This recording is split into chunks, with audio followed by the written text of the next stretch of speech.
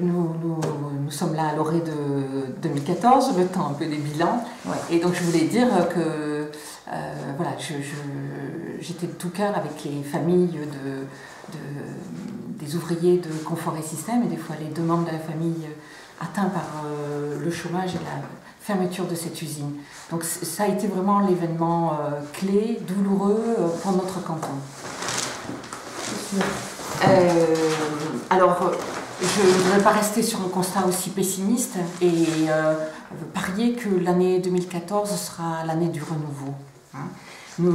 Voilà, ce n'est pas un vœu de façade, mais vraiment l'idée que nous pouvons rebâtir les choses.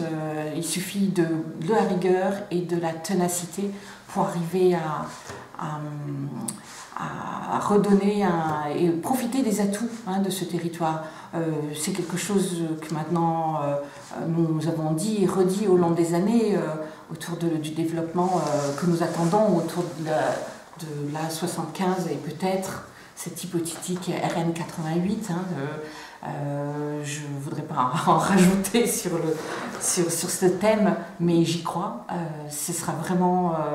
j'ai vu quand même des annonces dans le journal assez optimistes, dans le sens où la région, mais aussi le Conseil général, maintenant, n'oublie plus de nommer Sévérac dans le développement de cet axe. Donc, et dans l'intérêt pour nous d'avoir cette deux fois deux voies. Donc là, j'ai vraiment l'espoir qu'enfin chaque collectivité se saisisse de cette opportunité qui pourrait être de faire pression sur l'État et que se développe cette RN 88. Mais nous ne pouvons pas tout attendre de l'extérieur. Ce n'est pas à l'État non plus de régler tous nos problèmes de territoire.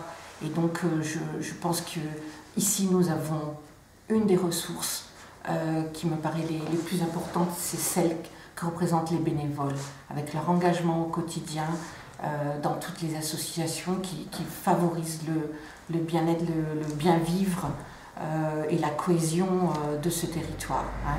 Il y a vraiment un état d'esprit particulier au Sévéraguais avec cette force que représentent les bénévoles et leur engagement au quotidien. Et moi je souhaite vraiment que les élus se saisissent de toutes ces initiatives, de toute cette présence, tout ce savoir-faire sur notre territoire, et que voilà, ils en prennent peut-être un peu exemple sur les bénévoles des associations, et qu'ils cessent de parler pour leur propre mandat et qu'ils défendent pas seulement leur mandat, mais qu'ils s'engagent vraiment pour le développement de ce territoire. Et voilà, moi je pense qu'il y a notamment une force de ce territoire pourrait être une amélioration de l'offre touristique, et que cela peut avoir des retombées sur tous les autres domaines, tant en matière de soutien aux initiatives des agriculteurs. Et je sais qu'ils ont beaucoup de programmes là en discussion, en attente, qu'ils sont vraiment au travail pour redynamiser, pour être au premier plan dans toutes les initiatives, toutes les opportunités qui se proposent, qui s'offrent à eux. Il y a aussi les associations d'aide aux personnes qui, elles aussi, n'hésitent pas à remettre en question et à proposer de nouvelles initiatives pour les personnes en difficulté. Et ça mériterait sans doute d'être encore mieux pris en compte sur notre territoire. Et puis, je pense que